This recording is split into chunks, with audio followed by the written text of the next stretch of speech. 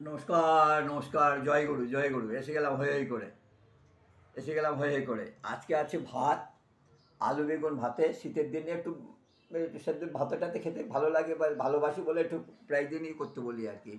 ভাত, আলু বেগুন ভাতে, ধনেপাতার চাটনি, আর জ্যান্ত রুই মাছের ঝোল, আর এই আলু দিয়ে পনির দিয়ে তরকারি। এই এই হচ্ছে আজকের মেনু। তা রোজকার মতো একটু বলি যে অনেকেই দেখছি কি, যদি কিছু মনে করবেন না, অনেকে দেখছি কি সাবস্ক্রাইব করে আবার তুলে নেয়, উইথড্র করে নেয়। তো উইথড্রই যদি করে নেবেন তাহলে তাহলে ভাই সাবস্ক্রাইব করেছিলেন কেন? অনেকেই দেখলাম যে প্রায় দিন দেখেছি সাবস্ক্রাইব করছে। আরে কি করছে অন্তত করে যদি আমাকে জানায় যে আমি সাবস্ক্রাইব করলাম, আমাকে করুন, তাহলে আমি করতে পারি। তাও আমি করে দিই, আমাকে যে সাবস্ক্রাইব করে করুক না করুক আমি করে দিই। তা দেখছি কি কমে যাচ্ছে, মানে উইথড্র করে নিচ্ছে। যাই হোক, সেটা তো আপনাদের ইচ্ছা। তো প্লিজ একটু বলে দেবেন যে আমাকে সাবস্ক্রাইব করুন, না করলে উইথড্র করে নেবে। এটা বলে দিলে আমার খুব সুবিধা হয়। হ্যাঁ, শুভদীপ রায় ভাই, তুমি বয়সে অনেক ছোট, তোমার ব্যবহারে আমি খুব মুগ্ধ। তুমি যেভাবে আমার পাশে দাঁড়িয়েছো সত্যিই আমার খুব ভালো লেগেছে। শুভদীপ রায়, তোমাকে অশেষ অশেষ ধন্যবাদ। ভালো থেকো, খুব বড় হও জীবনে। হ্যাঁ, তোমার চেয়ে বয়সে আমি অনেক বড়। আমি তোমাকে আশীর্বাদ করি, তুমি জীবনে খুব উন্নতি করতে পারবে, খুব উন্নতি করো। এই হচ্ছে শুভদীপ রায়। ইন্দ্রনীল মুখার্জি, না প্রদীপ মুখার্জি। প্রদীপবাবু, আপনি রাত্রির এসে দেখেন, আমি তো সেটা জানি না।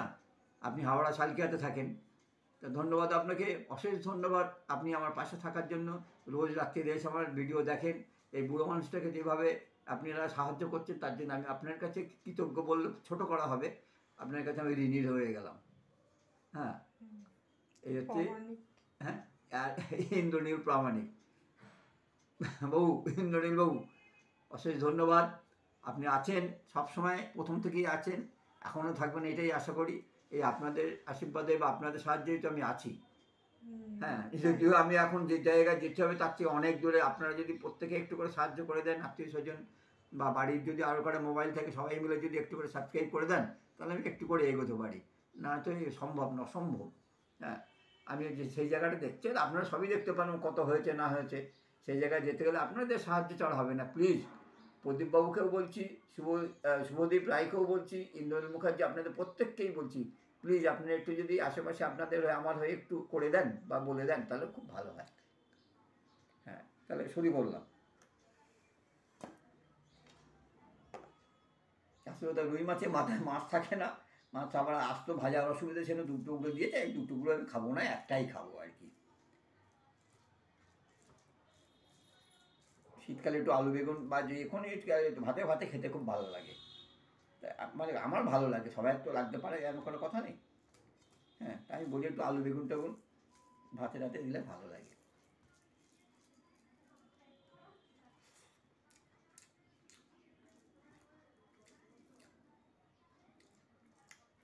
আমাদের দমদমে তো বেশ আঁকিয়ে শীত পড়েছে, জানি না আপনাদের ওখানে কেমন শীত পড়েছে। যদি খুব বেশি শীত পড়ে প্লিজ জানাবেন একটু। হ্যাঁ, জানতেও ইচ্ছে করে।